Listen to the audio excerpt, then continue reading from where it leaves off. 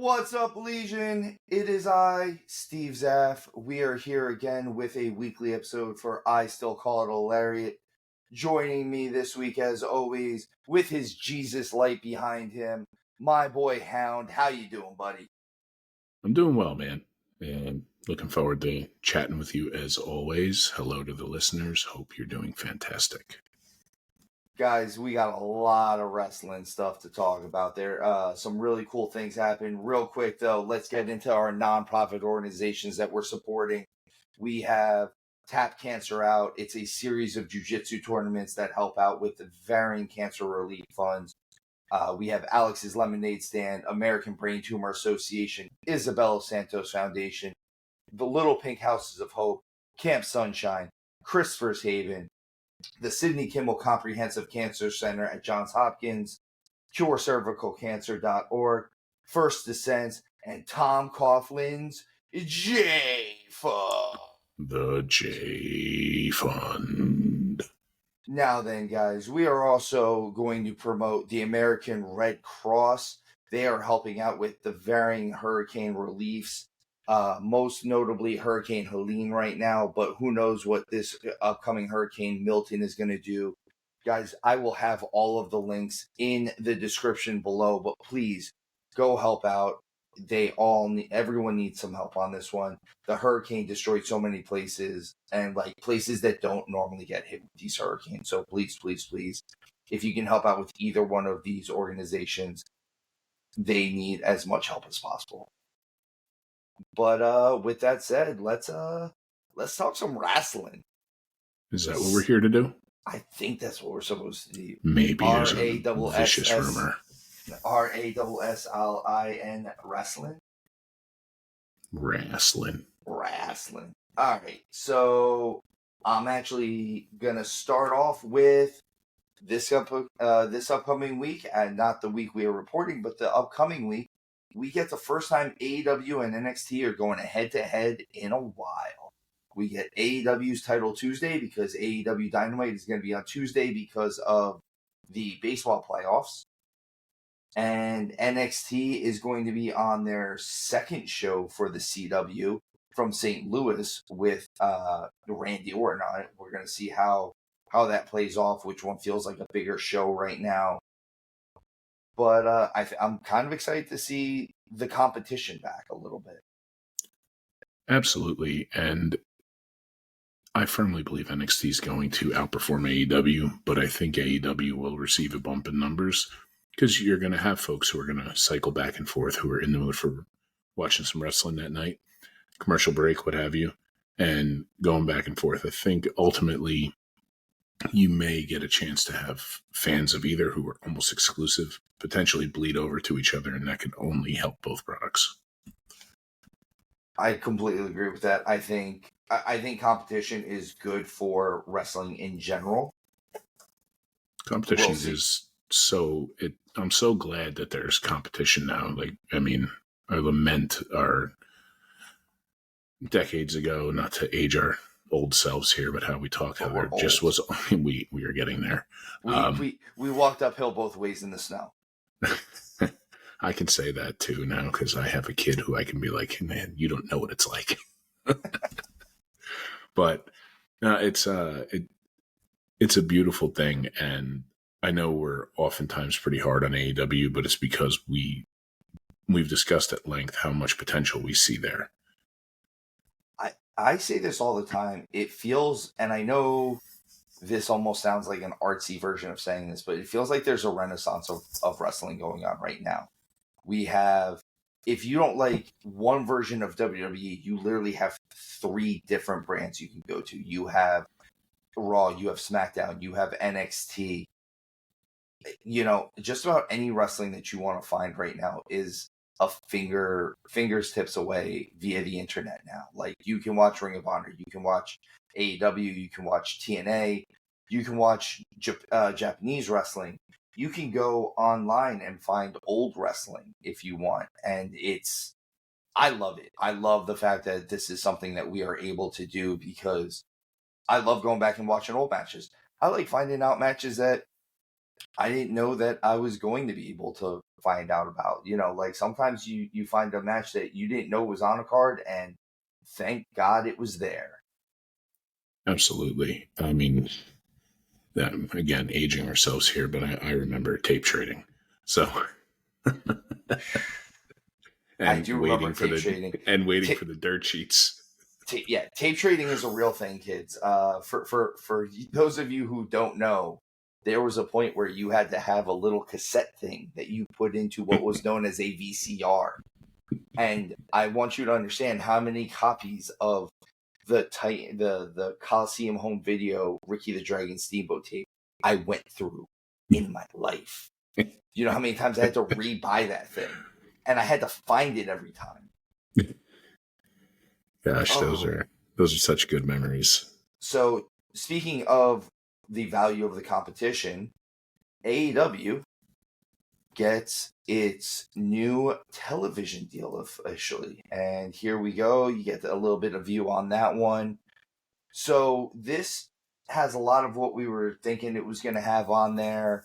A lot of what we said. I believe it's in between 150 and 170 million per year for the next 4 to 5 years is what they're saying, or 3 to 4 years.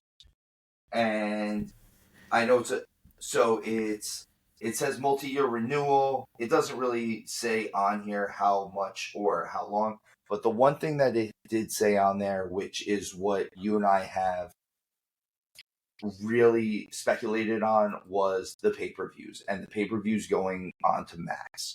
So it does say in there that the pay-per-views on Max will be at a discounted cost. That's kind of what I assumed it was going to be. It's going to be. I wouldn't be surprised if you pay the $15 for Max or whatever it is at this point, and they sell you the pay-per-views for $30 instead of $50. So most people already kind of have the Max app at this point, although knowing that all of their weekly shows and all of this other stuff is going to be on there kind of adds to the idea that you might get some more subscriptions out of this. Because this is something where, Hound, I know you and I have spoke, we do have certain television apps on us right now where like you and I both have Sling. And a lot of the reason why I have it is so that I can pay attention to wrestling realistically. It's the only reason I got it. And the fact of the matter is, if it's going to be on an app that I already have and I don't have to keep paying for Sling, that takes me off of that and now maybe moves me into paying more attention to Max and their products. I do like their stuff because I like a lot of the WB stuff. I like a lot of the DC shows and cartoons that come out on there. I realize the DC Extended Universe gets a little bit of a bad rap here and there, but some of the stuff isn't half bad. Plus, John Cena as Peacemaker is just it's amazing. And it's got the greatest opening. Fantastic. It's got the greatest opening ever. Ever. It's just hard to watch because you can't see him. It's so hard. All I see is a helmet and a red suit. So weird. Now, correct me if I'm wrong. If I'm understanding right, AEW is going to be housed there, but I was unclear on whether or not it would be. I've been busy for the last 2 weeks. Can I catch up and just queue up direct? Because if that is what's available with this, and again, correct me if I'm wrong, I think that is a very, very smart move. I think so. I don't know if they're gonna have live stuff. I'm sorry, folks. I am trying to read this while we're going with this. I know a lot of the live stuff is going to be the pay-per-view stuff, but it looks like it might be something where if at the very least, if it's not streamed live like WWE is going to be on Netflix, it's going to be like, immediately the next day it'll be on there. That's a smart play because, we're at a point now where is it 7 out of 7 wrestling is available? So 6 out of 7? It's at least 5 out of 7. Yeah, it's at least Monday through Friday. It's 6 out of 7. It's Monday through Saturday. Yeah, so and they've taken pay-per-views off Sunday, so that's the only reason why it's 6 out of 7. Yeah, and with that, people do have lives. Not everybody can commit multi-hours each night to this. Not everybody are lunatics like we are. And I think that's very smart. They're not. Why not? And plus, I've been saying this since my 20s. I always said cable's kind of going the way of the dinosaur, and we're going to get to a point where virtually everything we consume media-wise is just a la carte. Anyhow, I think it is too. I mean, that's kind of where we're at in the world, just in general. Even the apps even the stuff that people stream, so that they have real cable, so to speak. It's still just off of the Hulus and the Slings and the stuff like that. Very few people carry actual cable nowadays. At least anyone under the age of, 55, which is really where we're at as far as cable or satellite dishes go. I mean, they're streaming like DirecTV and stuff now.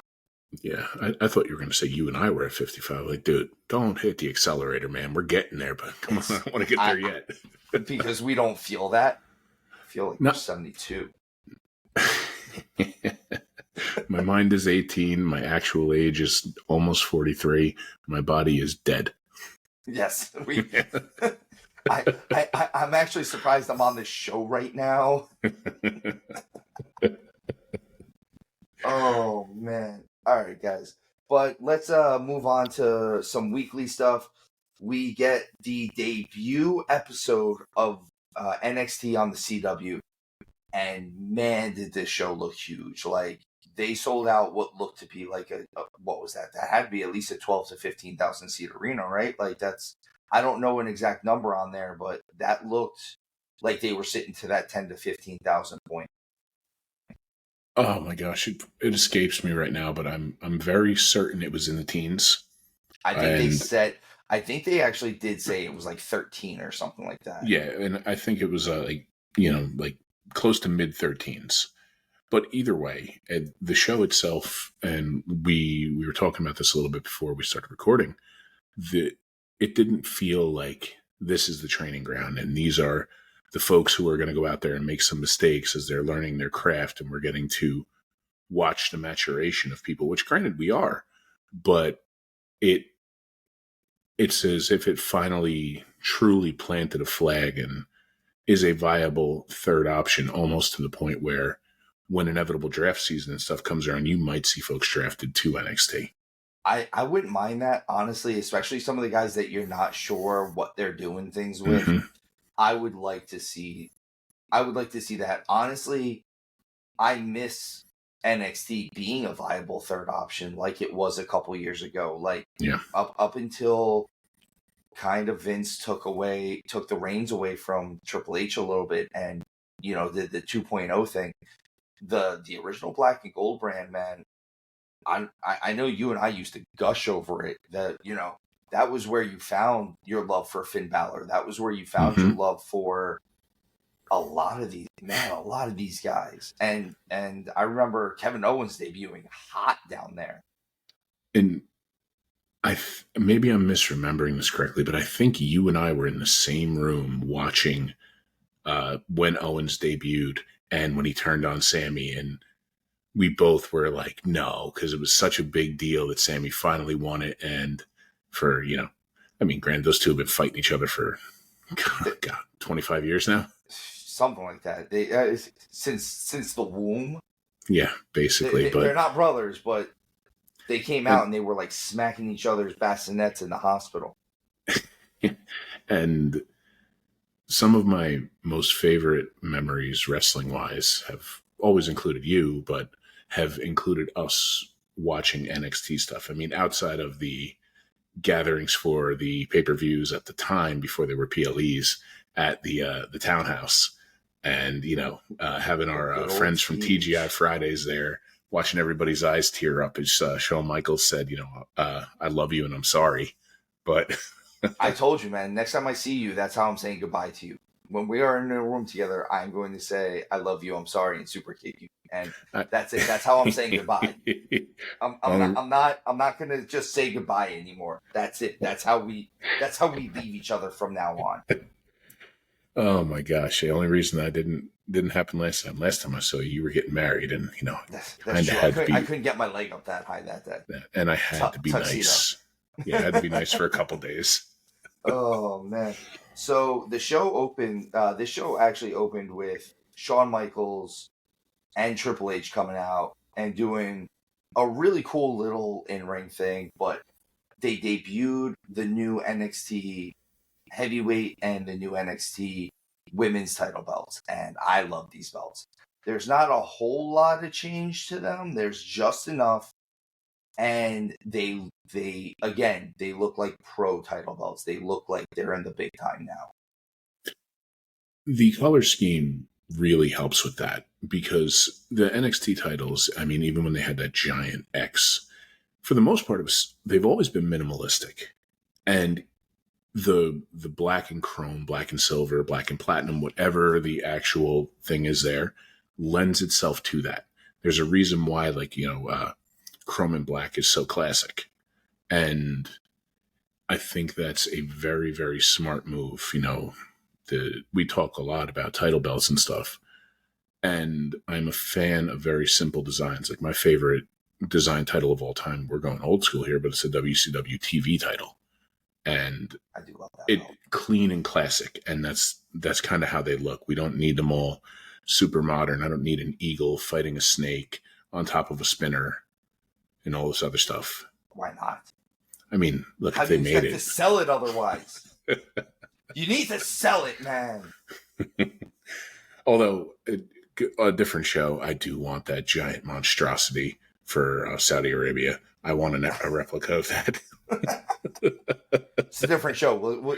We talk about it in the review. We'll get more into that in the Bad Blood review, which, by the way, will also be out this week. Pay attention to that. Cheap plug. So Segway.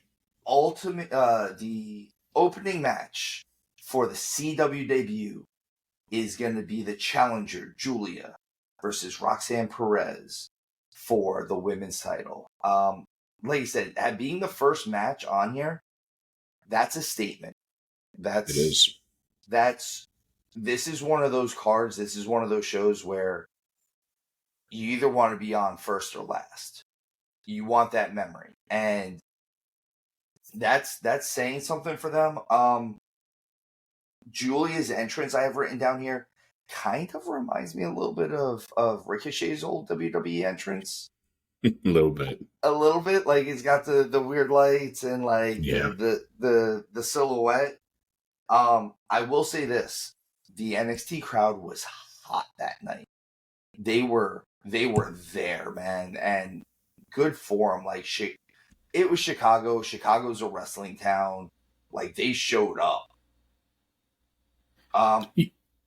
Yeah. Sorry, you go. No, the crowd was fantastic, and it's something that maybe not enough folks who are just like kind of the common layperson watching wrestling just for their male soap opera, if you will.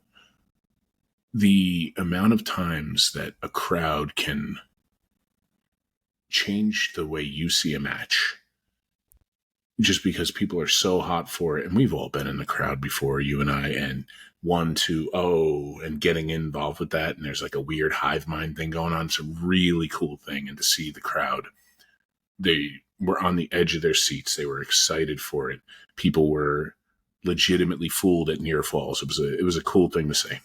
I liked it, and I liked the start of this match. So they had really good wrestling at the start of this match, and both of them were going for pins.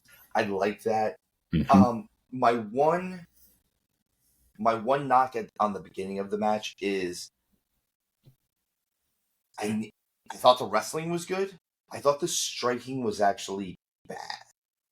They needed to lay in a little harder, and I know I'm not saying they need to stiff each other, but they were throwing shots, and it seemed like they were 15 miles away from each other on some of them. And this match, I needed them to to turn it up a notch, so to speak. Yeah, we didn't need people out there really throwing hands at each other's faces, but you and I worked enough matches in the ring to know there is a difference between snug and stiff. And they really should have leaned into being snug. And Giulia is known for being snug as it is. That's what where I was surprised going. me. That's what surprised me as well, is Giulia has that Japanese strong style. And that was kind of where I was getting to with this, is it felt like they needed to slow down at points too. I don't know if Giulia, I don't want to say that the moment was too big for them, because I don't think that's what it was. I think the moment, the style was too different for this exact thing. Like, Giulia hasn't had that many matches with the WWE style and the WWE ring, which is bigger than most of the rings that she's used to working in. That 20 by 20 ring makes a whole lot of difference, man. And you can, and I think part of it is, and I say this a lot of times with some of, I guess it would be the women's gimmick matches. They're so busy trying to get to the next thing that the thing that they're doing now is, it gets a little sloppy looking. I see where you're going with that, and I have a kind of a different takeaway. It's in the same vein. And it was definitely not being dwarfed by the moment, because this is not something where we're going, oh my gosh, I don't think it was that they weren't ready. Like, that's not what I'm trying to say whatsoever. I know that you're not trying to say that, but I want to make sure that it certainly wasn't that they were dwarfed by the moment or anything like that. The takeaway I got from that is they were too excited. They were too far in front of themselves. Like, when you get really super into something, and we've all been guilty of it, where your words go faster than your mind, and you end up tripping over your words, everything else. And that's really what it was. The two women did a great job. Like I said, there were just certain points where it felt like they were moving a little bit too quick. It felt like they got ahead of, like you said, they got ahead of themselves a little bit. Yeah. And unfortunately, I think it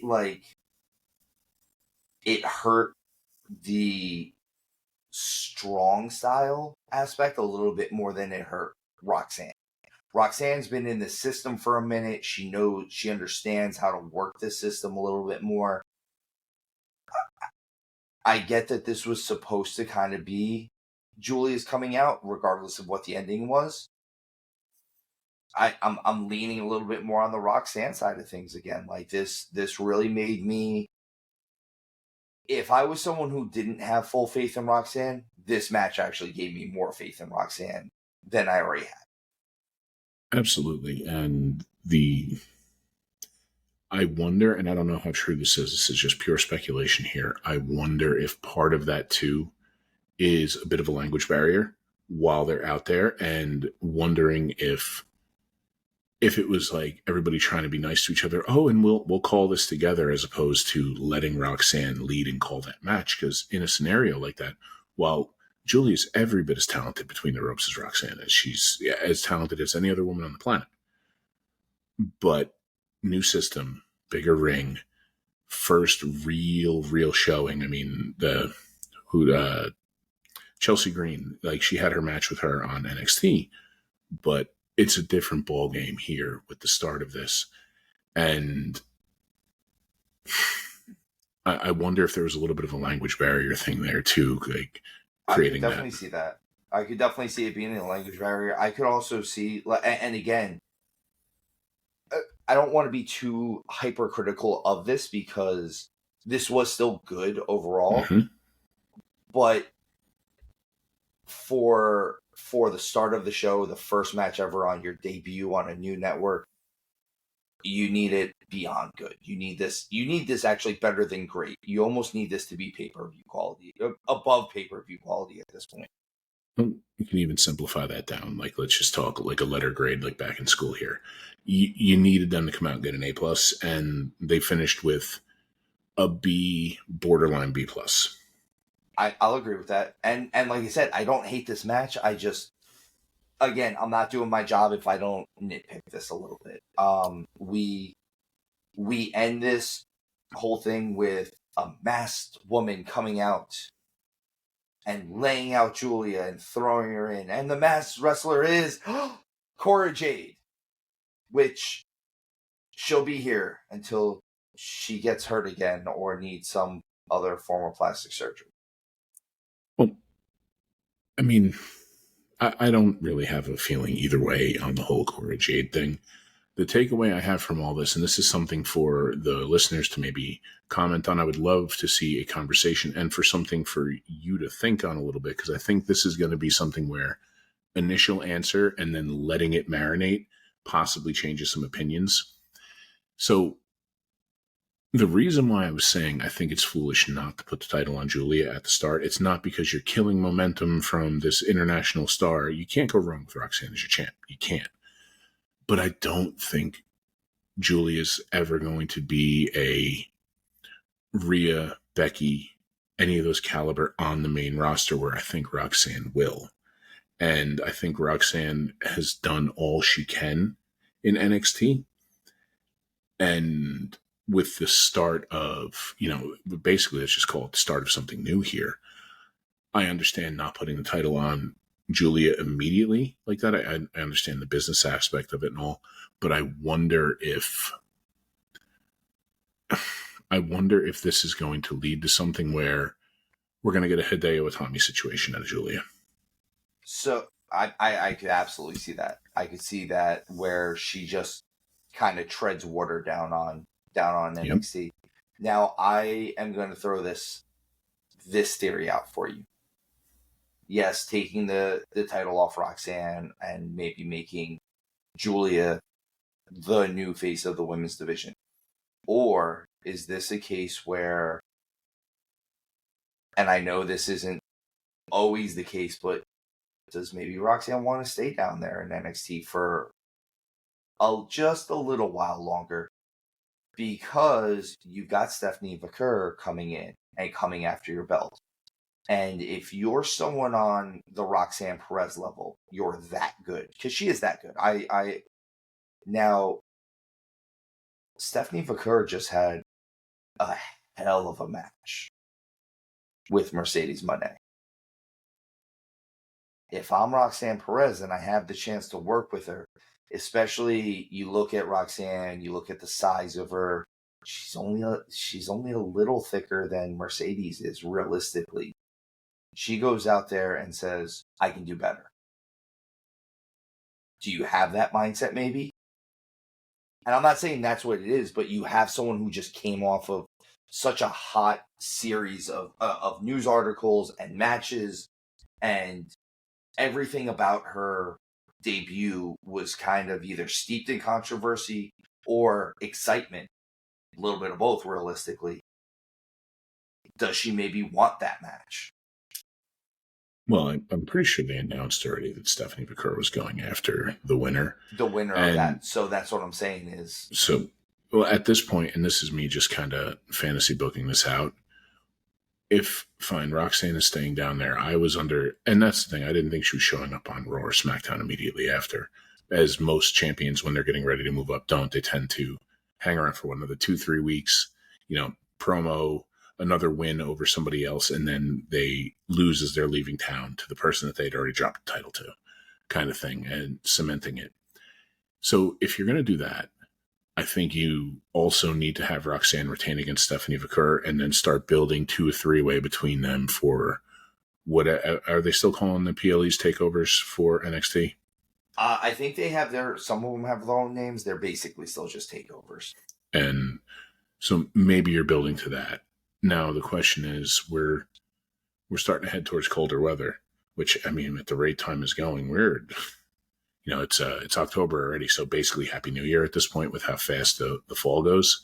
But I wonder if this is something where we're going to build this out to the NXT near one of the big four. And it could be the one near Survivor Series, but it could be near the Royal Rumble, or are we building this all the way to whatever? I can't remember the name of it, but I believe Stand and Deliver is the one for Mania. That's what I was going to. Are we building this out all the way to there?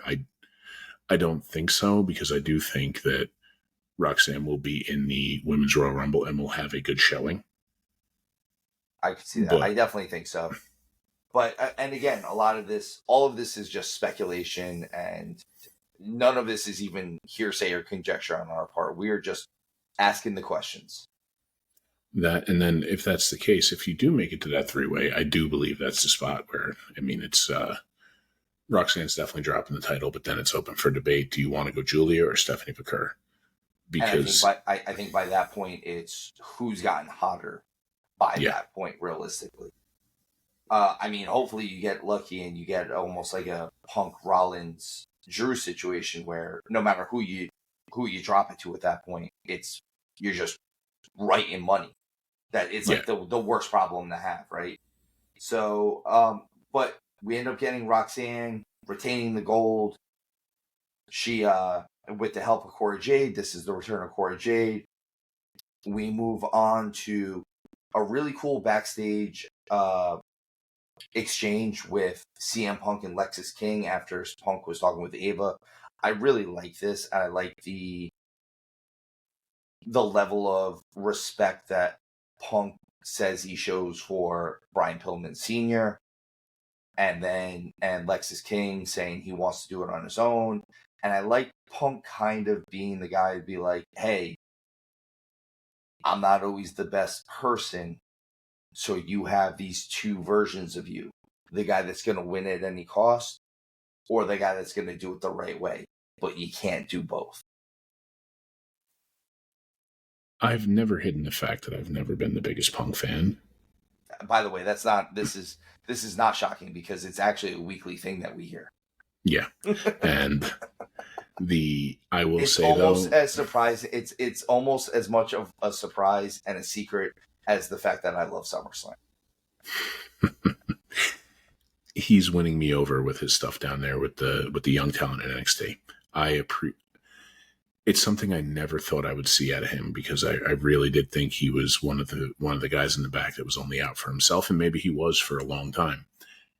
And I'm very certain that when Shawn Michaels retires and CM Punk invariably ends up becoming the guy down at NXT doing the Shawn Michaels thing, I think they've just set this up for a long, long time of success. And a beautiful thing about that, rest in peace, Dusty, but who's going to teach you a better promo than Dusty when he was alive than CM Punk? Exactly. And it's a different style of promo, but I think he pulls the best out of people. Yeah. So I completely agree with you. I didn't even think that Punk was going to be taking over that route, but that's so cool. And also, let's face it, you grow up. Yeah. Do we? Sometimes. I mean, I say this, I'm literally littered with action figures behind me. But you don't stay 20 forever, right? Like you don't even stay 30 forever. Like the guy who I was. How's your body feeling again? Dead. Perfect. Awesome. But the guy that Punk was when he left the WWE is not the guy that came back realistically.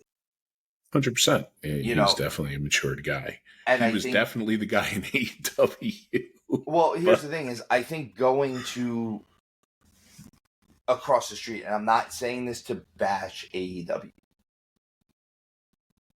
when you're in your late 40s or almost 50s and you're not looking to deal with that level of kind of, I hate to say it, but young guy stuff that goes on in AEW's locker room a little bit, and maybe that's where the frustration came from. Is you go to WWE, you know for a fact that the WWE is going to have structure.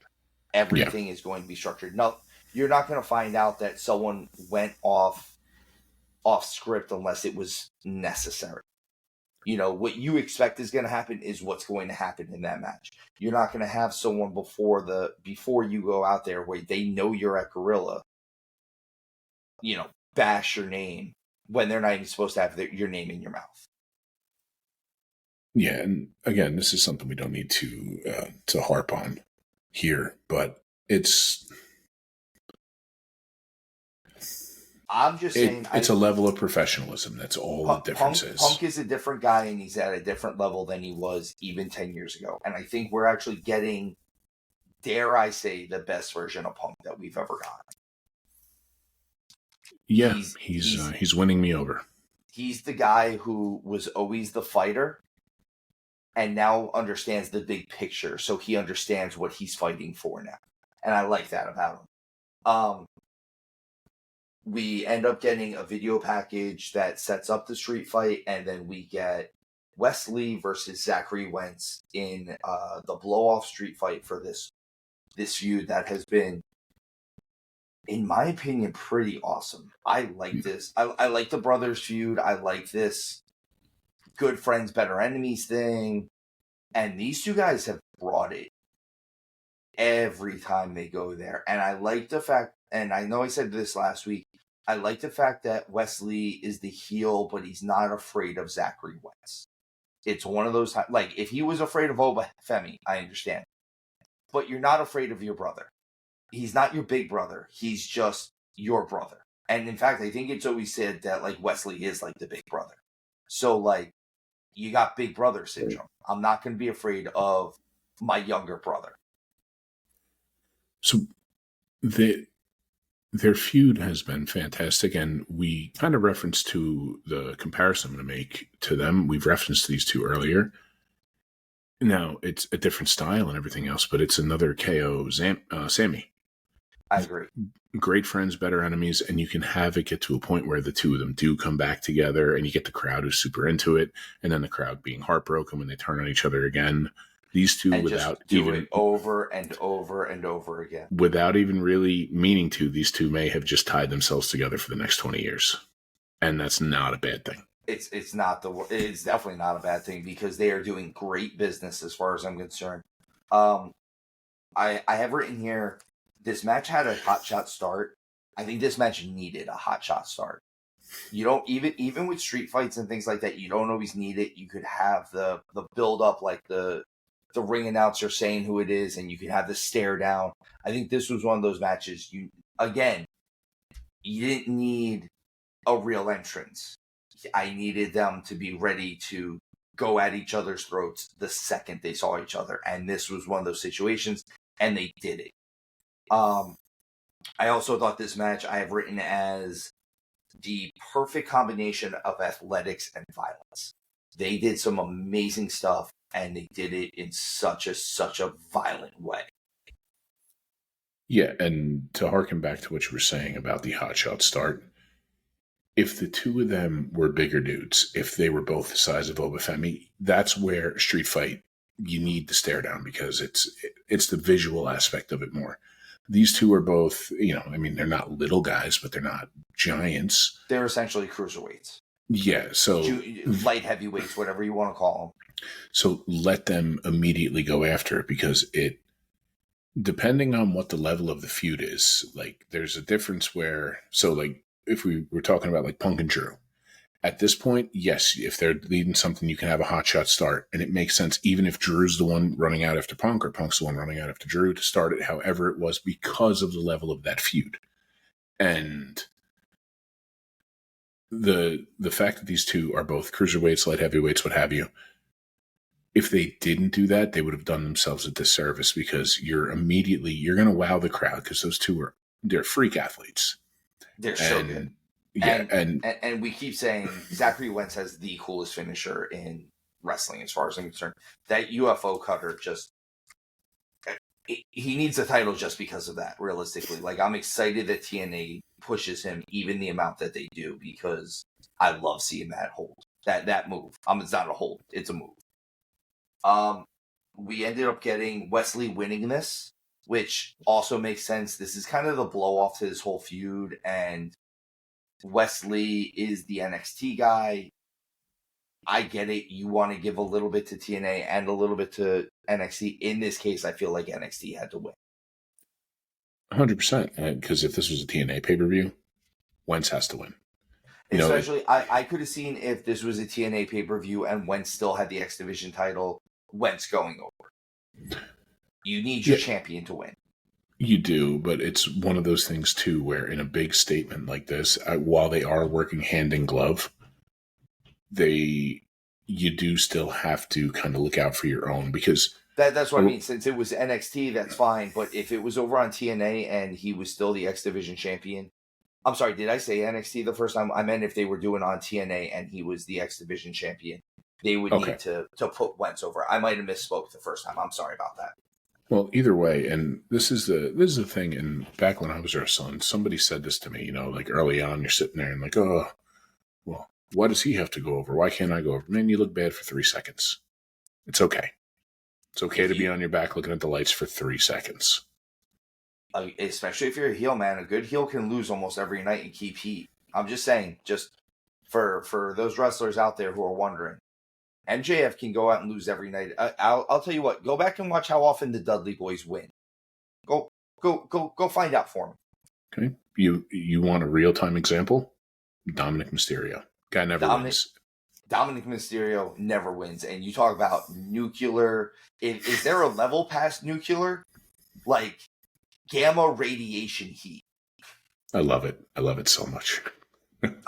All right. We get, moving off of Wentz and Wesley, we get Miz TV with Oba Femi and Tony D'Angelo.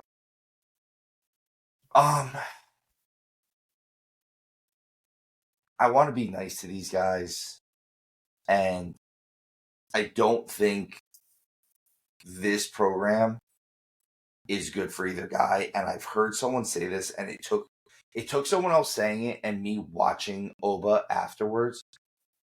Oba doesn't do anything. He's awesome in the ring. I'm not taking that away from him. He's a huge monster of a guy. He's a great athlete. That man needs a talking piece. He needs a mouthpiece.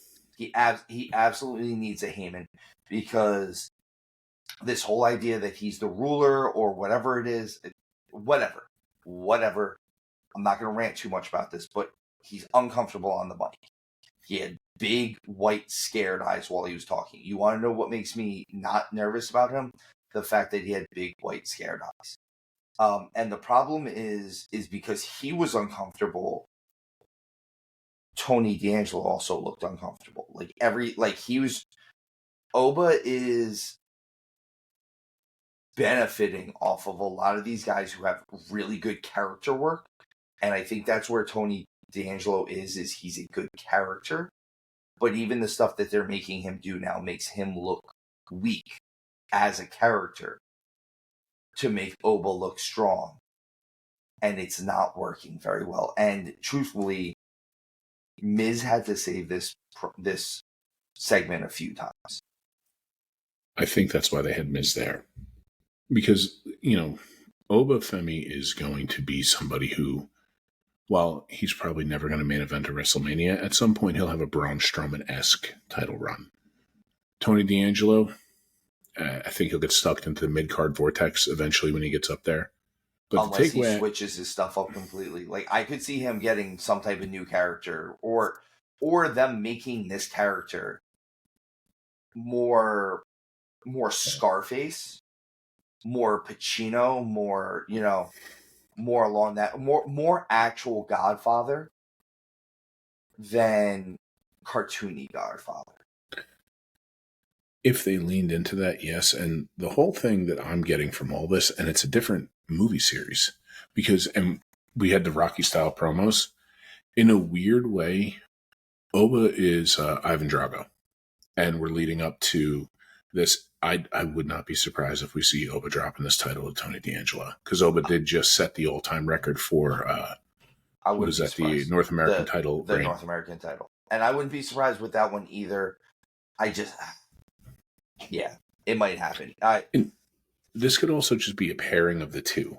Like, they might just, as much as it's you think you got something special, because the two of them in the ring should be able to produce, a solid B2B plus. They should be able to. But, oil and water. And Oba does either need a mouthpiece, or he needs to become just the silent assassin. Don't say a word. Just be big, scary, go out, destroy everybody, and leave. So I'll say this: Obafemi, as far as being on the mic, is hooked.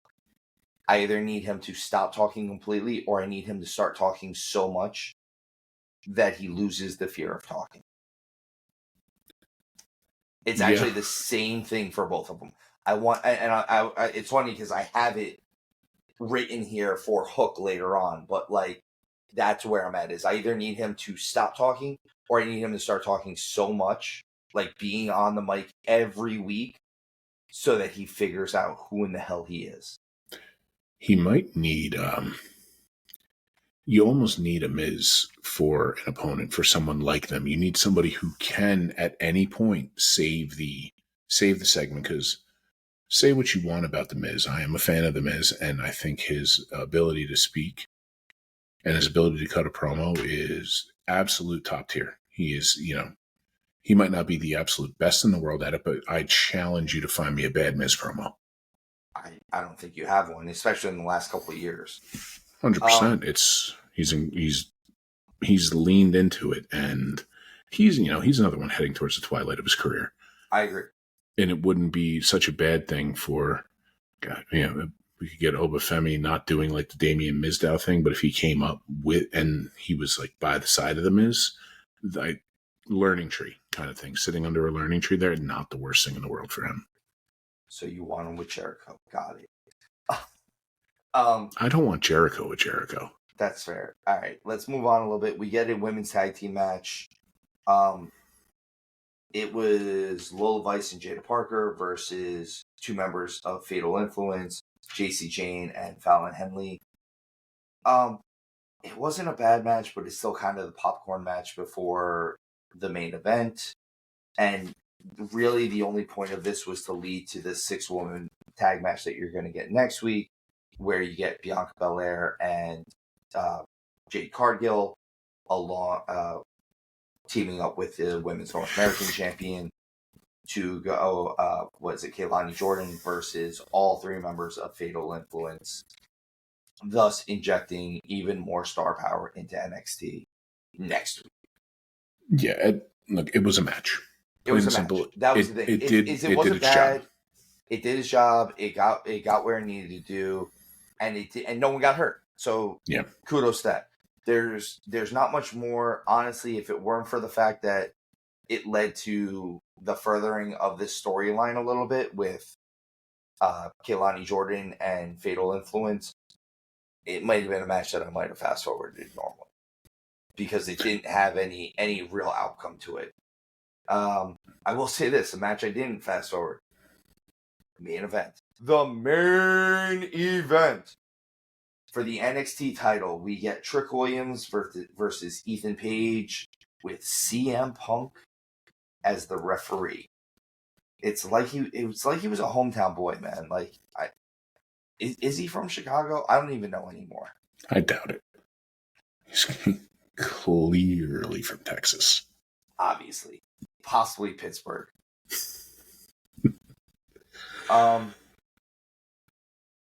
I like that we moved into a Trick Williams era.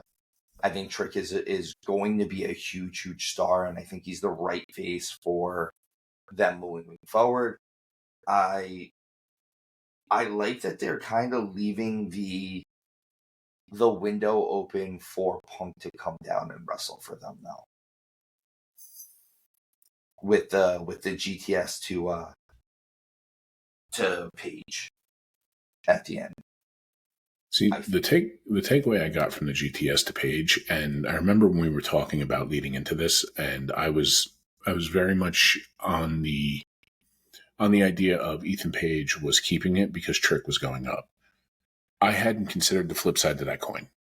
Truthfully, Ethan Page is probably more main roster ready. I think Ethan Page is a star. He's a diamond in the rough, realistically. He's a guy who, listen, I may lean a little bit more WWE, but I'm not a WWE guy. I'm not an AEW guy. I'm a wrestling guy. With that said, Trick Williams is a guy who Not Trick Williams, I'm sorry. Ethan Page is a guy who I really appreciate things that he said in recent interviews. They asked him what the reason, like he kind of took control of his career a little bit, got into phenomenal shape. And when they asked him about it, he said, well, sometimes you have to take a good hard look in the mirror. And all the things that they can say you lack in, if you take that away, well, what's the reason? What's the reason? Well, if my body is one of the things that you can say, well, I'm not the best. I don't look like an athlete. Okay, well, now I look like an athlete. So now why aren't you pushing me? Why aren't you doing this? Why isn't that happening? You can blame it on someone else if you have done everything within your power to take away what they can use against you, basically. And I really like that about him as a person and as an on-screen character. I like what he does. I think he is absolutely main roster ready.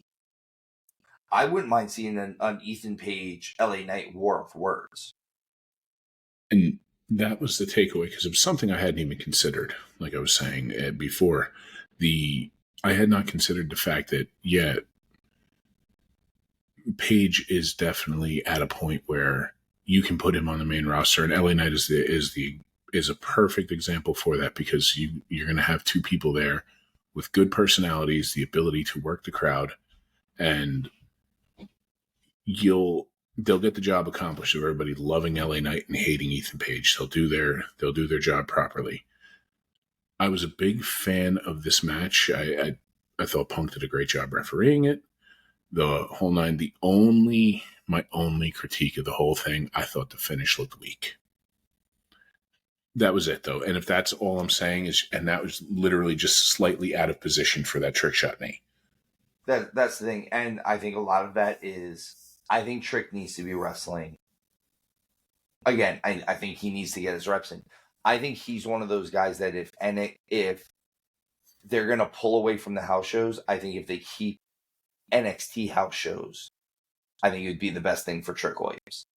I think he's one of those guys who just needs some reps in. But all around, man, this debut episode, I think it delivered. I think it did everything it was absolutely supposed to do.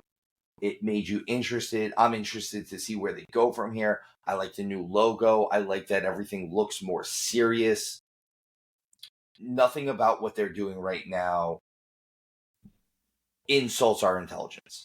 And that's where I want to be as a wrestling fan. Is I don't want them to insult my intelligence. I want to suspend disbelief enough where I can believe that these two guys need to fight each other over this title, because that's what needs to happen. And you know what? Let's face it, they still need a rubber match.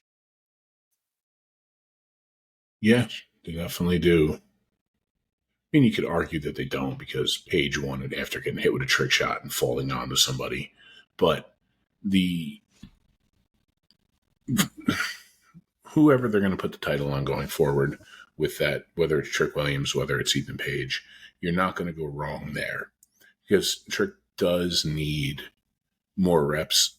I almost wanted him, and I'm glad that it looks like he's not going to be going up to the main roster so quickly, because I really thought he was going to get lost in it.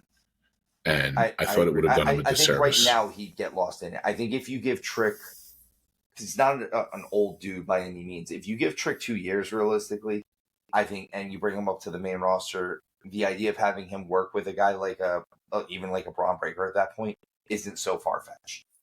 So, and this is where I think you'll know he's ready, is when and if they're going to do that, give him a long title run right now. Don't make it where it's been pretty predictable for the most part when NXT titles are going to change hands. You can kind of just, if it's you're, it's either one time of those things. Or like, someone's about to get called up. So if you're going to do that, I would love to see his character morph into an extremely egotistical heel. And when he can pull that off and the crowd loves him, if he can make the crowd hate him, he'll be ready. I could see that. That definitely makes sense. I like that.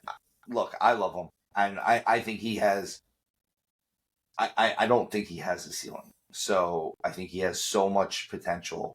as far as we say it every week. He has a ton of potential. But that was NXT this week. I'm excited for NXT next week. I think we'll get I definitely say that this was at the very least an A- show all around. I think we might be bordering on A plus for this, but I wouldn't quite go A plus, but it's definitely an A. It's an A. There's a good chance that Wesley Zachary Wentz street fight might end up becoming match of the week, even though it wasn't a real wrestling match. It was a fight. But let's move on to AEW. And we have Dynamite this week. They opened up the show with a Blackpool Combat Club, well, the new Blackpool Combat Club, the newest iteration of it, if you will, a vignette for them.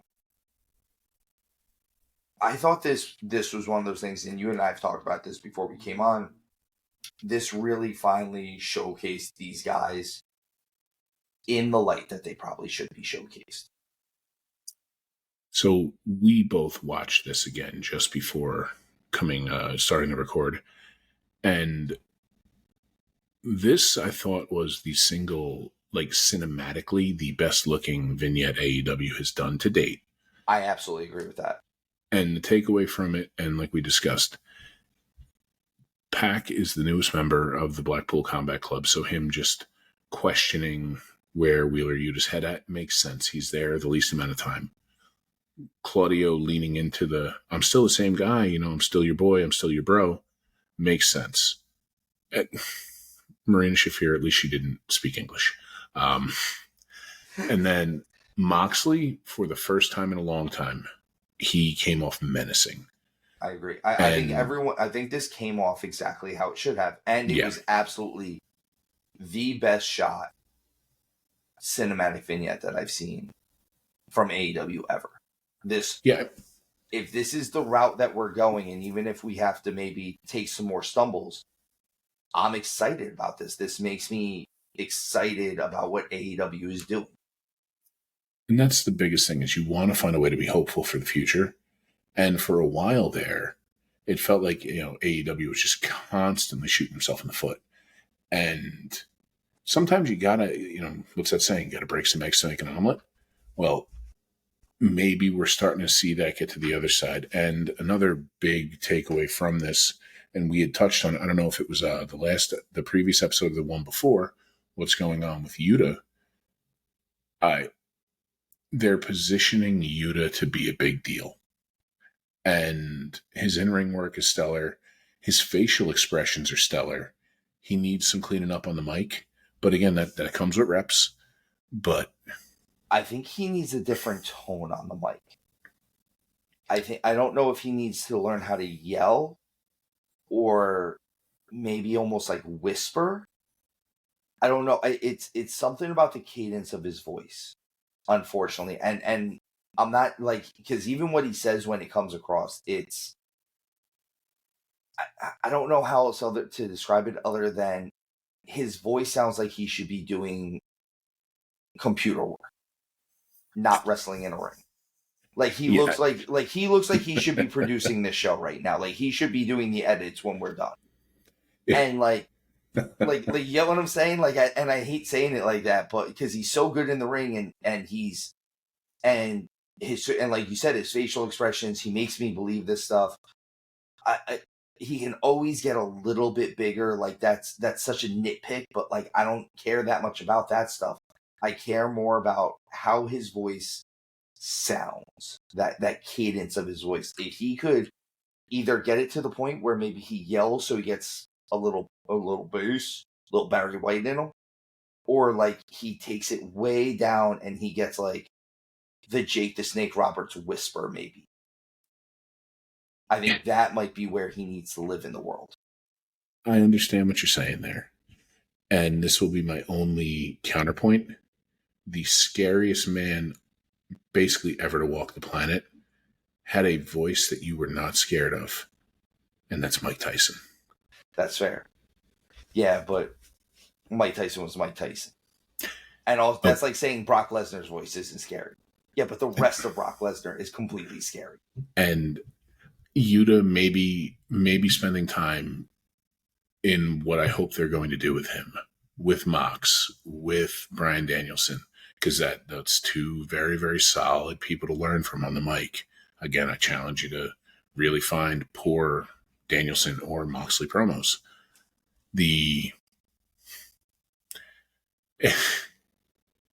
It's so weird that to think that the fact that somebody has a little bit of a nerdy voice could be the thing that holds them back, but it really is true that sometimes it's really sad that yeah. that's what we're looking at, and it's one of those things where, again, it's something that he's gonna have to. I think it's how it's gonna. He needs to learn how to deliver his promo so you can get past it. And I think that's going to be where it is. I'm not saying he needs to go and change his voice, obviously. Of course don't start doing a Batman voice where he's like, no, don't do that. Figure out what level of his voice he needs to be at. And I'm actually going to lean towards when, after I said it, I think if he goes more the Jake the Snake Roberts route, you don't need to yell all the time. You can talk about the bridges of Avalon and, have that Edgar Allan Poe voice, and I see where you're going with that. like Keats and stuff like that. Like if you were reading true poetry or like dark poetry, have them live in that realm. But all around, like I said, this vignette did what I thought it should have. This was a good start to what is going to be Dynamite's 5-year anniversary show, and then they open with Ricochet and Will Ospreay for the international title. And this is a situation where, how we said with Roxanne and Giulia, you wanted to open big and you do it with this. I thought the match was a Ricochet Will Ospreay match. All around. I thought 85% of this match was exactly what I expected to see from the two of these guys. It was Ricochet and Will Ospreay doing Ricochet and Will Ospreay things. I think the difference is they now move at slightly different speeds than they used to, and Ospreay still moves at a little bit of a faster speed than what Ricochet is used to doing, because I'm actually going to change it from where we've said it might be age catching up to Ricochet. I think this is, you spend 5, 6 years in the WWE system. It's hard to turn that off. And they work a different style. And I don't mean just a different style. They work a different speed. Well, AEW's ring is smaller too, I believe. And it's also smaller. I believe they use an 18x18. So you're not wrong when you say this is a Ricochet Will Ospreay match. And to be honest, outside of the Sammy Guevara Ricochet match, I thought this was Ricochet's best showing. Absolutely. I thought the match did everything it needed to do. It gave you some of the favorites. It gave you Will Ospreay showing that he has Ultra Instinct. It gave Ricochet showing that he is an unbelievable athlete. And Ricochet, God bless him. I mean, the guy's got incredible genetics. It's almost funny because Will Ospreay is not cut up like Ricochet, yet if you gave Ricochet's body to Will Ospreay, we would be talking about how, like they always say, if you were to craft a professional wrestler in the lab, it's Randy Orton. We'd be saying it about Will Ospreay. I agree. I completely agree with that. There were certain parts of this, and I know that this is the Ospreay Ricochet formula. For my taste, it was a bit too choreographed. And I also understand that is their style of match. That's why it comes as a nitpick from me. It's not always my favorite type of match to watch it. Like, you could see them waiting for each other on certain things. And again, for those of you who absolutely love Ricochet and Will Ospreay matches, I'm not saying that it wasn't good. I can't do the stuff they can do. I don't know many people who can do the stuff they can do. But a lot of it you could definitely tell was, well, I'm waiting for him to come here. I'm waiting. I've got my arm out for an extra second or two. And again, this is me having been in the business and Hound having been in the business. We see it a little differently sometimes than the average fan does, where I see that the arm was stuck out there for an extra second longer than it should have been, or that he was turned around an extra second longer than he should have been. And unfortunately, as much as I try to turn it off and look at it from a fan's eyes, I can't unsee it. Well, there are certain things you can't unsee when you spend so much time. I mean, you spent more time in the business than I did. And I was in there for, I think, just about a decade. And you for over 2. Yeah. So, and it's the same thing where, and you know this from any time that you and I have gone out anywhere, like whether we're going out as a group of friends, all my years doing security and everything, I can't turn it off. I walk in, I always have to be able to see the door, the whole nine, just because. And it's just years of that. And I see what you're going for here, but I want to offer an alternate perspective. Ricochet has not had the smoothest start to AEW, which kind of surprised a lot of people, including me. I wonder if they leaned heavy into that to almost give that match some training wheels. I wonder if it's a case of Ricochet, like he's down on himself right now, and he's really doubting what he can and can't do. He might be, and I could see that. I could absolutely see that. Like I said, as far as the match goes, the reason why I said 85% of this match was exactly what I thought it was going to be, and was great. I don't like the ending, man. I don't like the ending. And I'm sorry if I don't like that we got a double pin with a restart just to have Takeshita come out and get a no contest. We had a no contest either way. We didn't need to restart the match.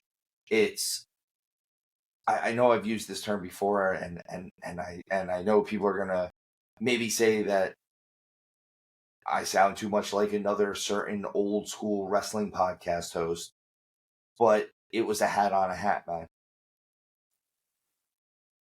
So a theme that we've had and everything we've talked about with AEW recently is too much. Too much. It was one overbooked. Too many suplexes. One or the other.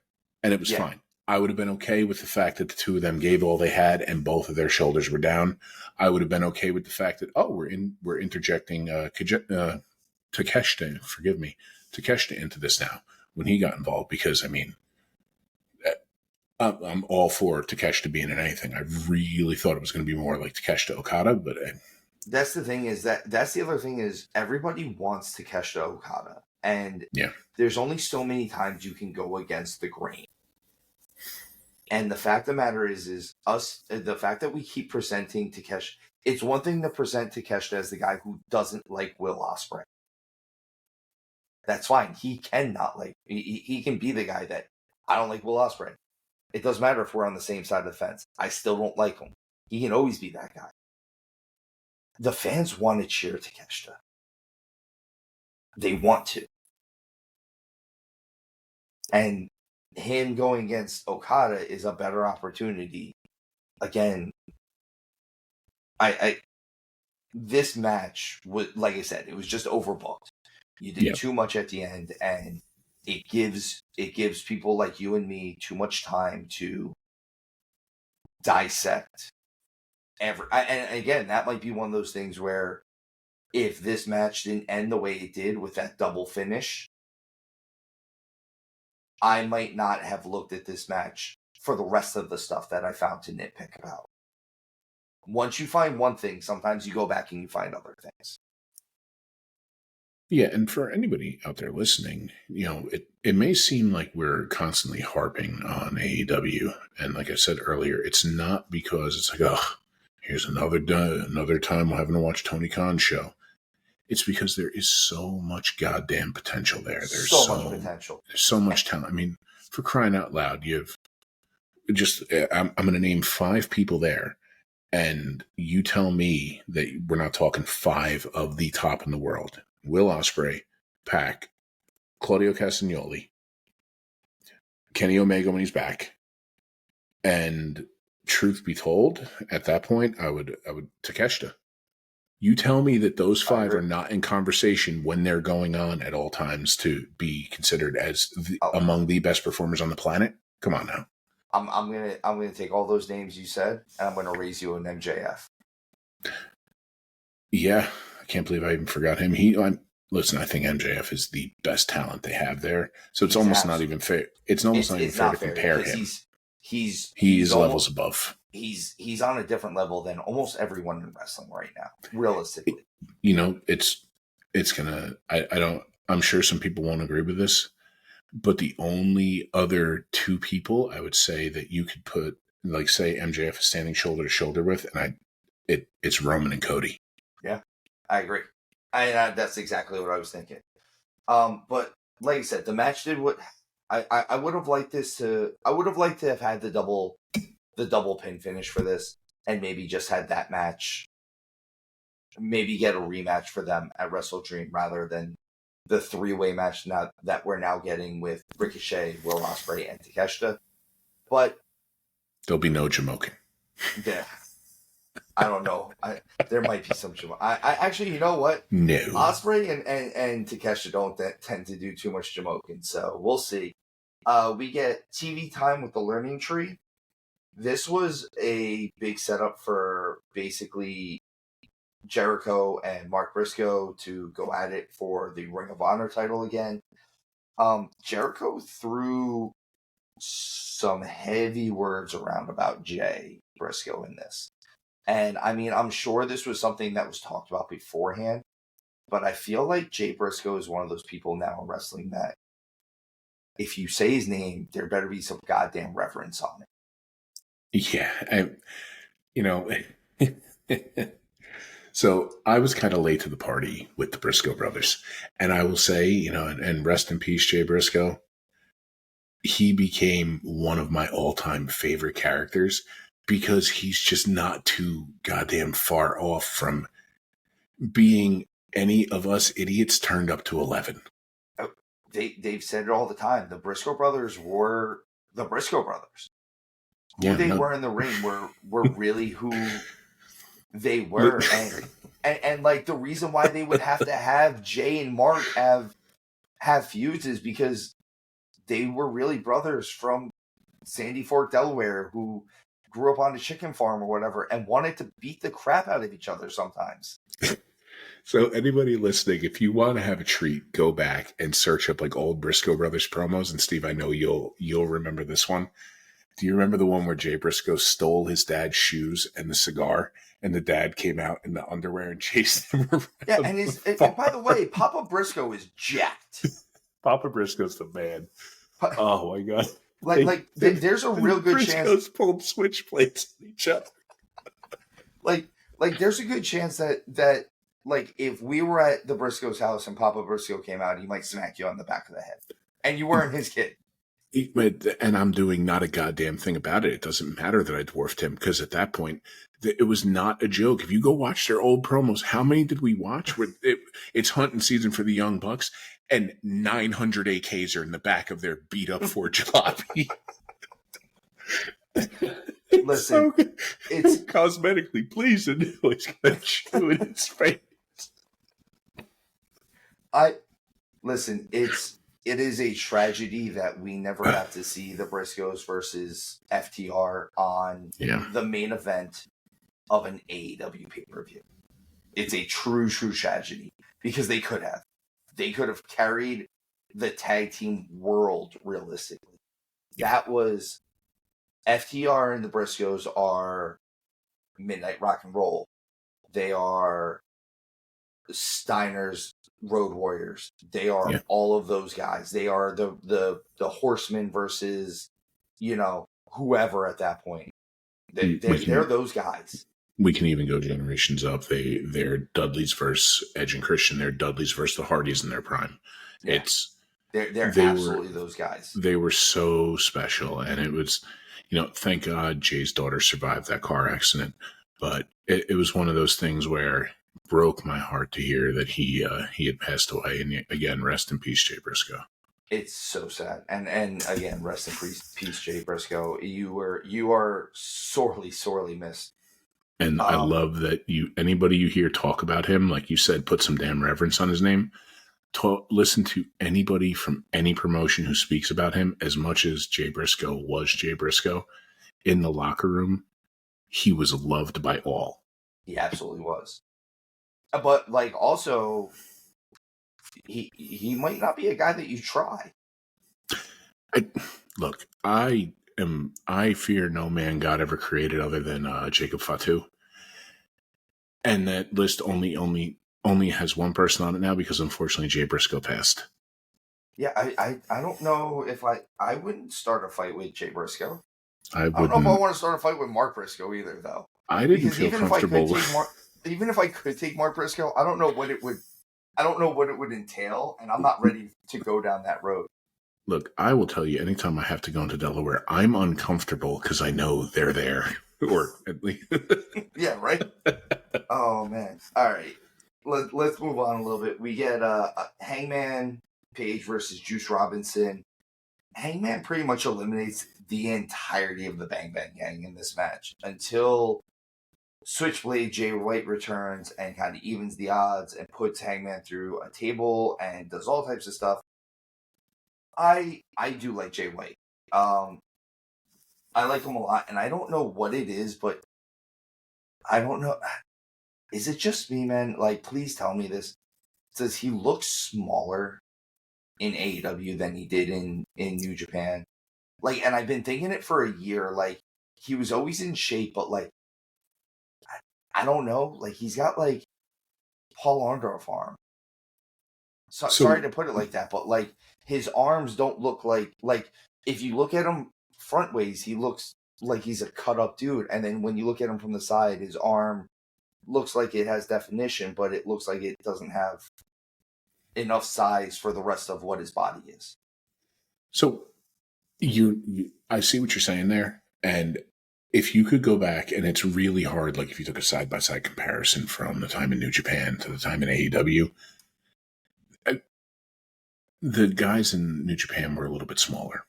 So he did look bigger. Is that all it is? Because that's really where I'm at. Like, I like Jay White, I think if you give Jay White some serious promos now, not kind of the joking promos that he's been doing for the last year and a half, a real serious promo, we get some great stuff out.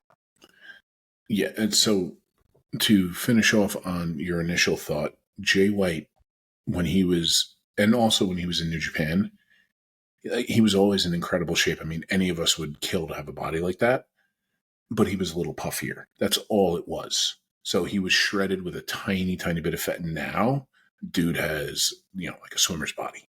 So okay. It's like he's taken himself from 13% to... Yeah, he just cut off the baby fat, basically. Yeah, 13% to like 9% body fat is really the difference. The only thing you're seeing there. And yeah, when it comes to his arms, he's got one of those long biceps as opposed to like, Big Papa Pump where it's muscle on muscle. Yeah, his biceps huge and powerful, but it's long, so it's never going to peak the way some others would. Fair enough. Okay. See, that's why I like having you on here. Is you kind of give me the other side of this sometimes, because I was just like, he looks small lately, and it was bothering me. We go right into, we get a parking lot incident with Shibata and Jack Perry that is going to lead to their match at Wrestle Dream. Again, I just don't see Jack Perry losing that title anytime soon. But more importantly, we get a wrestling match. That's right, guys, a wrestling match between Britt Baker, DMD, and Serena Deeb, the Professor. This is a great match. This was a really great match. Again, the one knock on AEW was too much.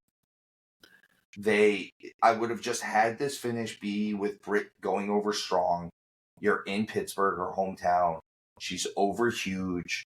You didn't need all the outside stuff at the end of the match. Yeah, and that's where we keep saying that AEW is shooting themselves in the foot.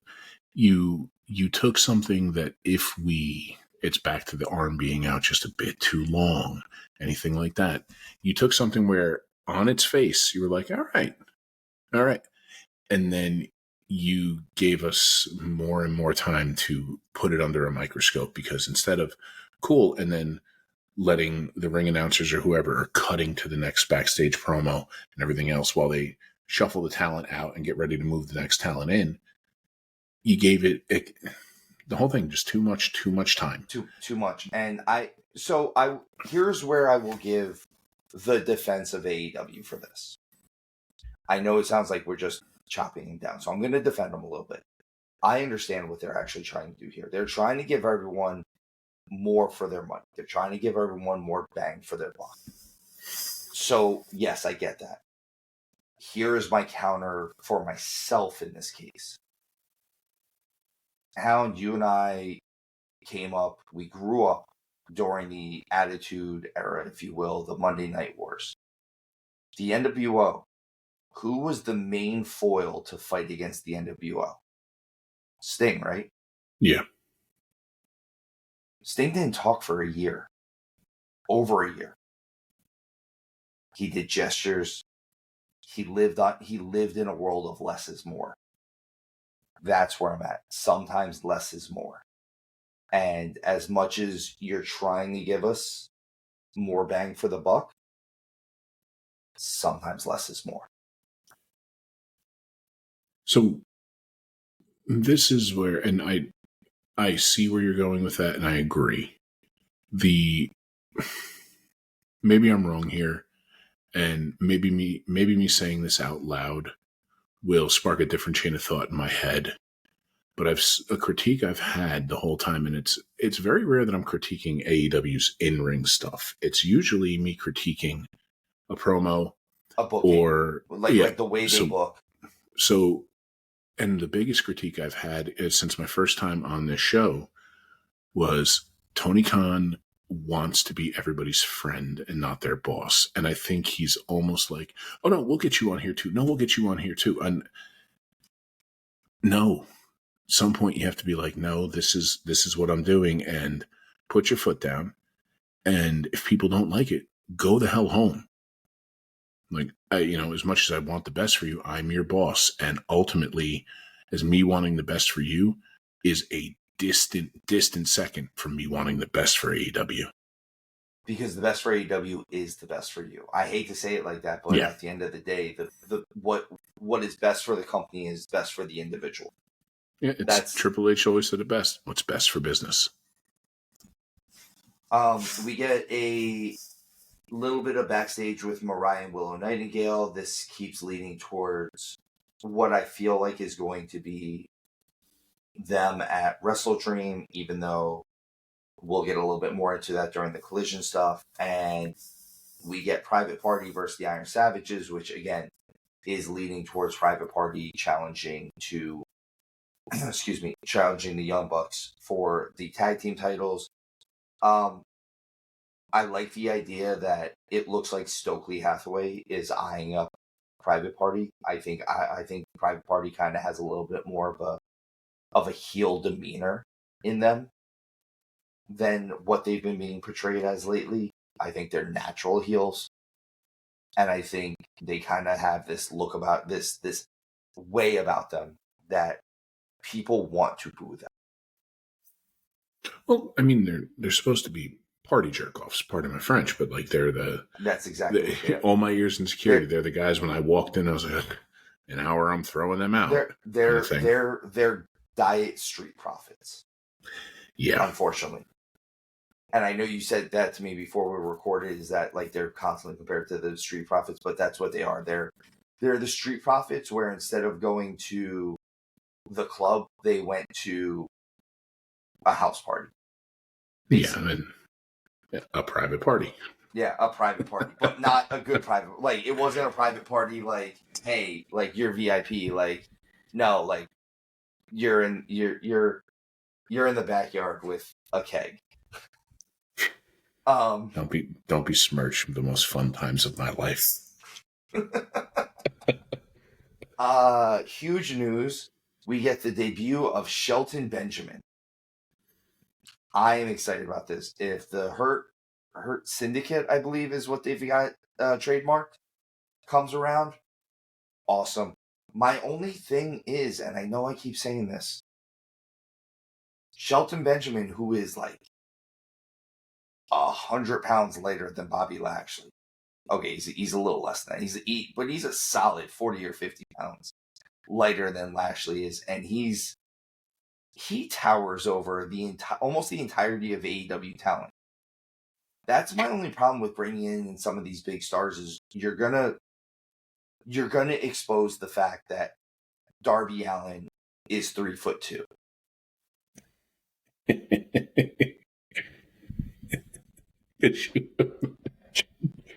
If Marco's stunted growth was still there, it had to get in there with Shelton Benjamin. Hold on, I want to point something out. Let's put Darby Allin in there with Bobby Lashley. My goodness. This is Bobby Lashley's going to stand in front of him and flex, and he's going to disappear. Ultimately, and this may ultimately be a good thing, because Bryan Danielson is a perfect point of you don't have to be the archetypical type to reach top of the mountain. But he's the exception, not the rule. That's what I'm saying. Bringing in folks like Lashley, like Shelton Benjamin. I mean, hell, even Adam Copeland, he's another one. He's tall as shit. He's like 6'5". I think he's like 6'4". He's a solid like 230, 240 too. So ultimately, and I would love to see this happen, is you kind of almost define who's going to be where, and if somebody is going to cross that threshold, like it's think New Japan with the junior tag team, and that it's not a bad thing. In fact, you're putting people in a position where you're doing them a service at that point, because instead of putting somebody in the ring with a guy who's my size when they're, the size of, shout out if you happen to hear, but the size of a Ray Murray, it doesn't, that's a little inside joke. Which also reminds me, Brian Sexton says hello. I miss that handsome bastard. Oh man, he saw that we did the Big AJ interview, and I was like, "Yo, just so you know, Big Hound Dog gave you a shout out on the show the other day." And he goes, "Really?" I was like, "Yeah, we were talking about you." He's like, "How is that handsome guy?" I love that kid. He's not even a kid anymore, God. But no, yeah, he's a grown man with a family.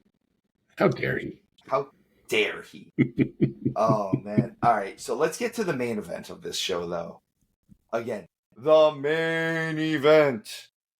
And that's going to be our AEW World Champion, Bryan Danielson, versus our AEW Continental Champion, Kazuchika Okada. This was for double titles. I said this on our last show. This was an awesome stipulation that they had in here. I like that Okada's title could only be won during the first 20 minutes, and then after that, it's only for the world title. So after 20 minutes, Okada has nothing to lose. And I kind of like that. I like that you give that strong style, that you can get a definitive winner and not tarnish either one of those titles. Also, let's face it, this match, needless to say, was really good. Yeah, who'd have thought Danielson and Okada would put on a good match? I can't imagine. Actually, these are the types of matches, though, that Okada needs, because unfortunately, his matches in AEW have been a little weak. This exposed, and we'd talked about this, and it was almost like we couldn't put our finger on what it was. And I think this exposed it, at least to me. Okada is a long-form wrestler.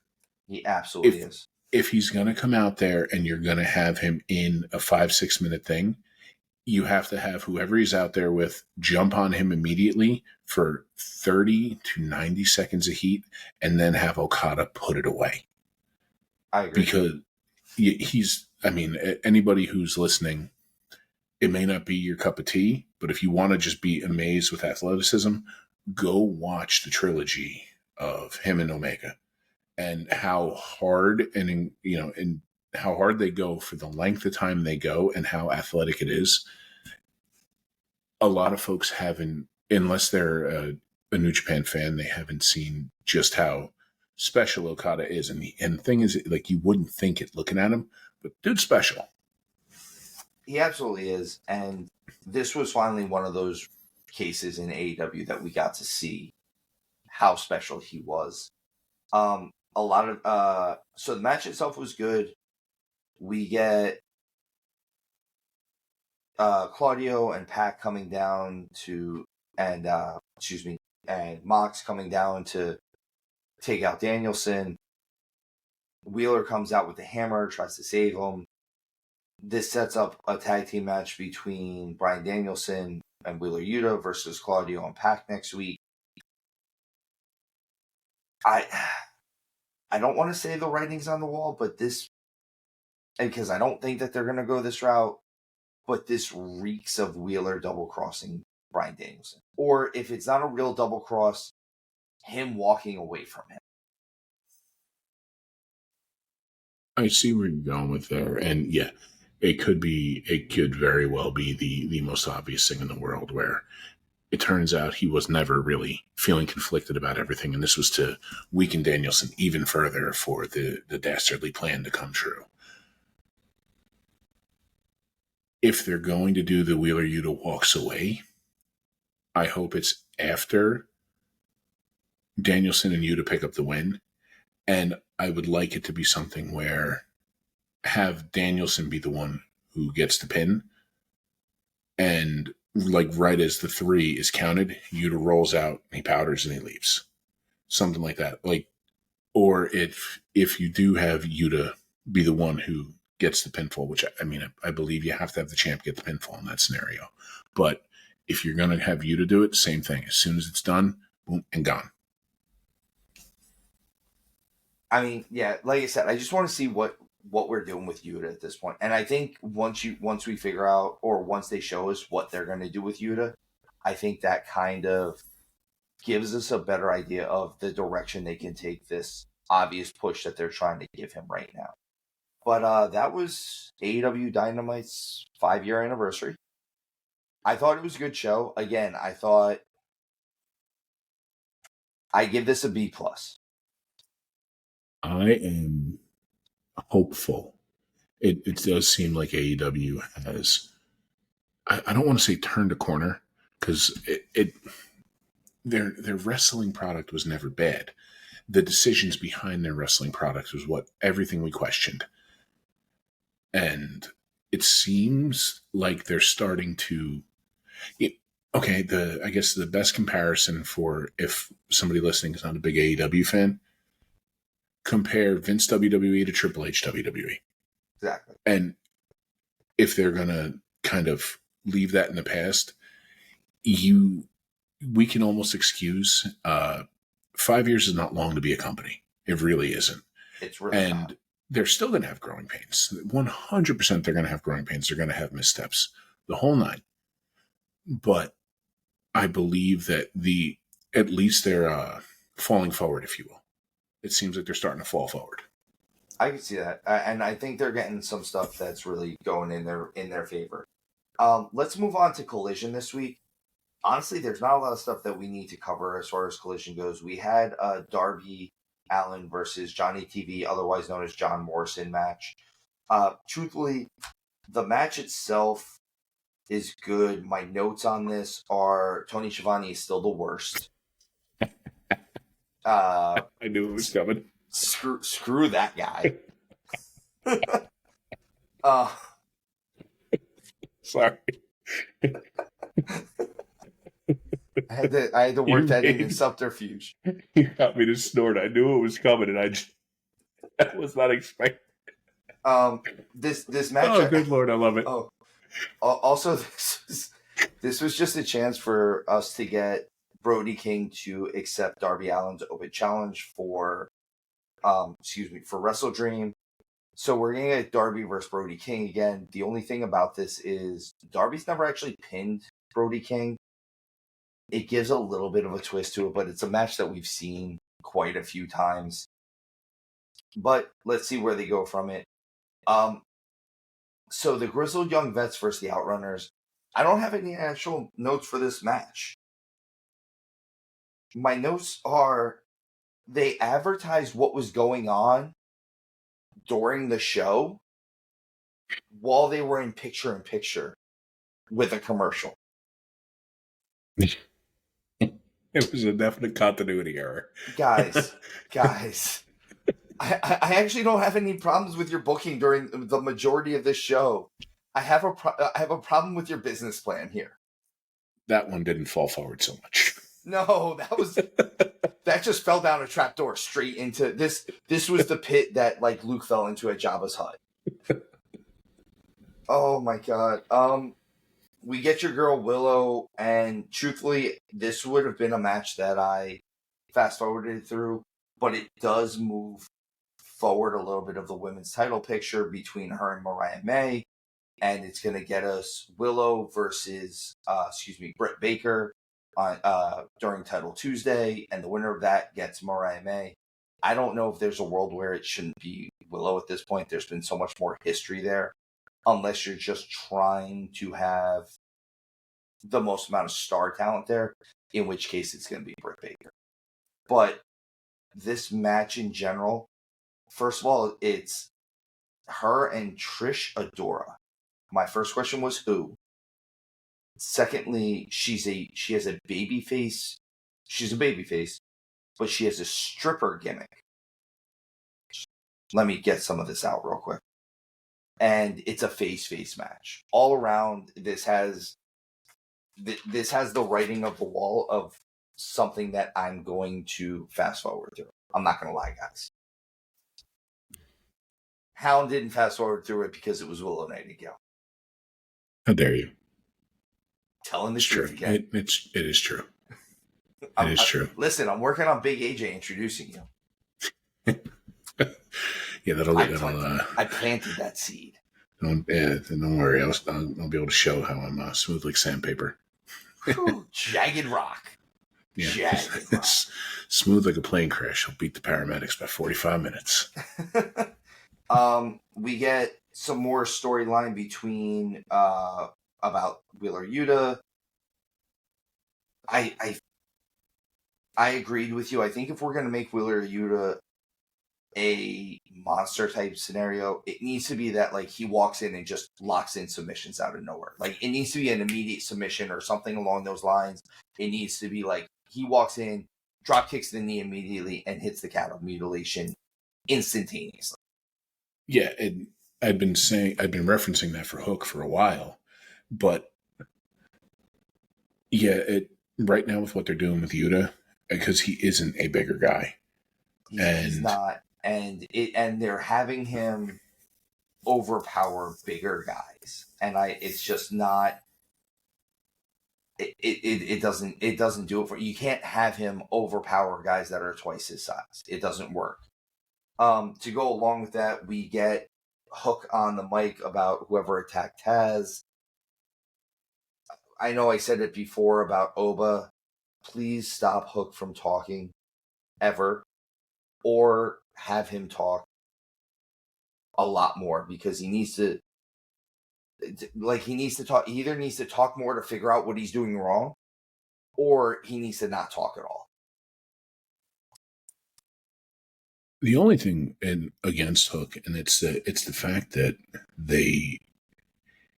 if Hook was 6'4", Hook's a monster, and everything they've done with him makes sense, and he comes out Silent Assassin, a couple of versions of Taz Flexes, and then into what we would have called the Kata Hajime back in the day, but the Red Drum now.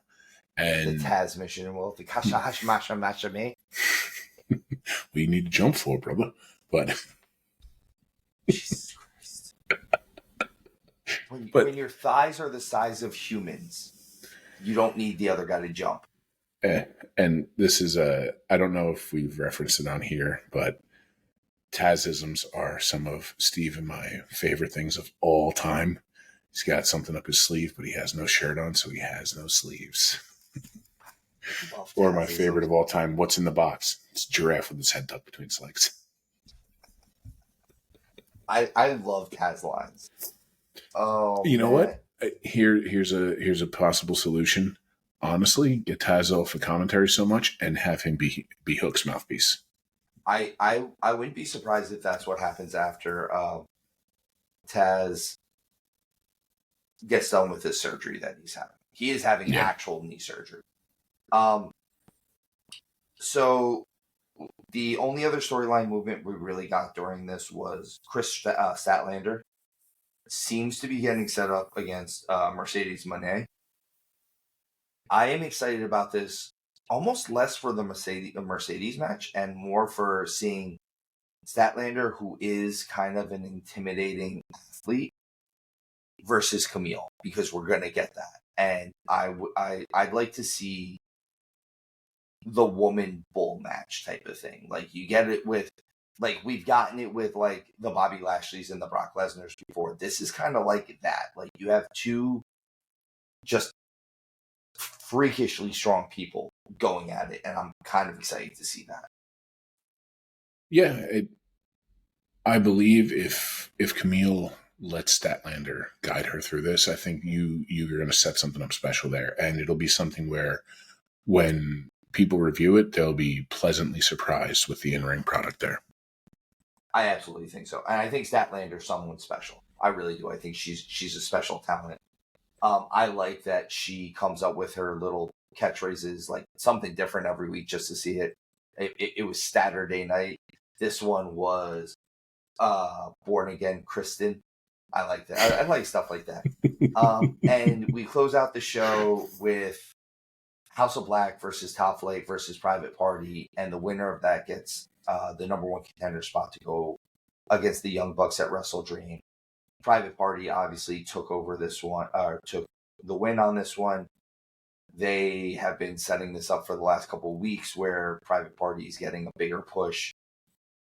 I think that I don't think Private Party is going to win this, because I think you need to pry those titles out of the Bucks' cold dead hands, which they're not that young, so it might not be that long realistically. The middle-aged Bucks, the AARP Bucks. But also, I don't know, man. Private Party, there needs to be like a corner turn. They're at this weird in-between spot for them right now, and I'd like to see... I'm hopeful to see where they go. Honestly, like I said, with the stuff with them on Dynamite with Stokely Hathaway, I think that could be where they need to be in the world. You honestly... I don't think they would go wrong with Stokely, but I would almost... as much as I'd love to see this, I could see the counterpoint of them being lost if this happened. But to see them with the Hurt Syndicate, I think that would do wonders for them. I could see them being, if that is their name, the Hurt Syndicate, I could see them being like the JV members of the Hurt Syndicate. Yeah, Hurt Syndicate adjacent. Yeah, like, hey, you can hang out with us to learn how it gets done, but you're not really members yet. Yeah, kind of like how R-Truth had to inform JD McDonough he wasn't really a member. It's fine, because R-Truth is a member of the Judgment Day again, apparently. He thinks so. And R-Truth is a member of everything. I'm convinced he's a member of the House of Black at this point. R-Truth is a member of the... Never mind, I'll cut myself off there. That was gonna... Let's not get canceled, sir. I stopped myself. But he can be a member of my family, at least. I want him to be my friend. I want to believe he's my friend. Yeah, I would. God, could you imagine if I came down to visit and we got to go out to like Texas Day, Brazil with R-Truth, what kind of a night that would be? No. It would be chaos in the best way possible. Oh my God. Yeah, it would be so epic. All right, guys, but that's been this week's show. Hound, as always, I appreciate you. Real quick, guys, some of the content that we have coming out this week, it's going to be a little delayed, if for no other reason, because I don't know if you all have heard, but there's a massive hurricane coming directly at your leader. Hurricane Milton, which I never understand why they always give these hurricanes waspy names like that. Like, why don't we just call it what it is? Hurricane motherfucker. Shout out Greg Norton. Shout out Greg Norton, because this is a Cat 5 hurricane coming at me right now, and well, leave it to me to not go through one, not just two, but three once in a lifetime storms. Oh yeah, you were here for Sandy. I was there for Sandy. I was down here for Irma, and now I'm about to deal with Milton. I've never been intimidated by a Milton. Yeah, I'm intimidated by this one. It's like Milton Berle. You get out there and you inform Hurricane Burl. Enough is enough. Go away now. Yeah, just no. I'll take your glasses. Yeah, no, hit him in the nose with a newspaper. I bet you he has a monocle. Proper ass hurricane. Bow tie, top hat. Well, somebody's going to get hit with one. Looking like Mr. Peanut. Yeah, I just swear, remember, if this hurricane comes through and it looks like Mr. Peanut, I'm going to be so scared now. Listen, just remember, if a dolphin hits your house, don't go outside. That's how the hurricane tricks you into coming out, and that's how they get you. Point taken. I got it. Wait, let me write that down. Actually, you're down in Florida. If a gator hits your house. No, I'm definitely not going out there. I'm not going outside for flying gators. That's like the new version of Sharknado. Oh my God. Gatornado? That's the best. Gator Cane. We just made tens of dollars of the movie franchise. We can get somebody to star in it. Legion, we love you. As always, guys, thank you for listening. Thank you for watching. Please check out all of our bonus content. If you like what you hear, hit like, follow, subscribe, all that good jazz. Comment on our stuff. Let us know why you like it. Let us know what you want, what you don't like. Tell us what you want to hear more of, and we will do that. And guys, we do have some awesome bonus stuff outside of what we've already given you, but please check out the Big AJ interview. Please check out the EC3 interview. Both of those are amazing. And Hound, as always, I hate you, but thank you for being here. Love you, buddy. Legion, God bless. Hope to speak to you again soon. And as always, guys, tuck your chin when you bump.